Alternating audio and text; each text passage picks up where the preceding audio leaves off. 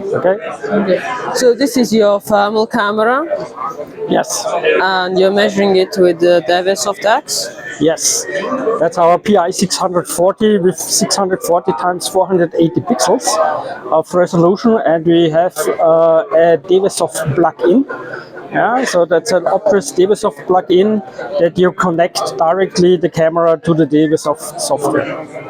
And so with this camera, you can see the temperature of different things at different distances. So you can create different areas, and you can figure out the maximum temperature, minimum temperature, or the average temperature. You can choose it, and then you can see it in a numeric or also in a graph. What is the temperature in the DEWESoft or over our camera? Yeah, so for example, here we can see that the maximum temperature is about 40 degrees. Yeah, the measurement area is hidden in this moment, so I don't know exactly where it is. It's somewhere here in this area, and it could be that we see some other reflection that it shows now.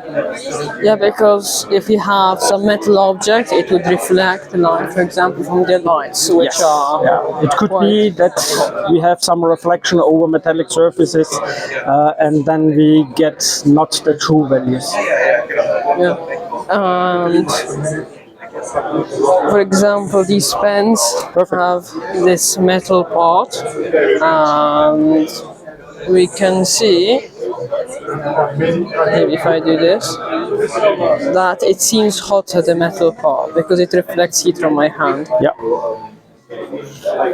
That's the typical emissivity, the different emissivity of metallic surfaces and the plastic surface.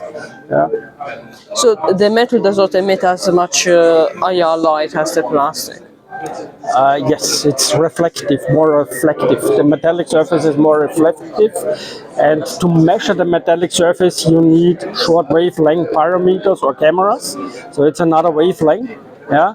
Instead, for the plastic, you need long wavelengths that you can get the right temperature back.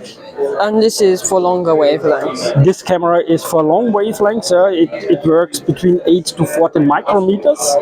Yeah, and then you can measure the temperature of all surfaces except glass and metal.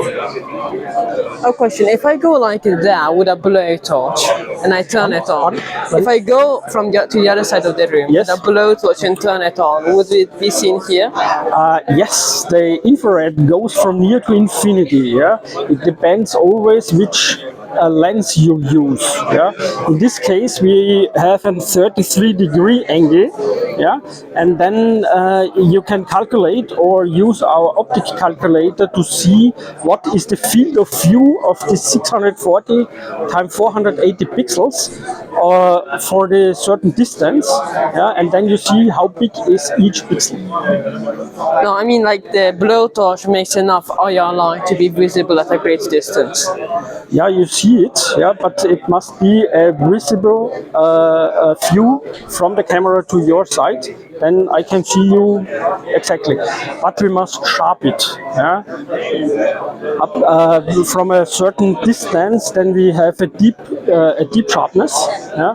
But when we go nearer, we must sharp the lens that we have a clear infrared picture. You see, now we have it sharp on your face. Yeah, but in the far field, yeah, it's unsharp. Yeah, when you go in this direction and I make the sharpness for this field, then I see in the back side all sharp. Yeah, because then we have a certain deep sharpness.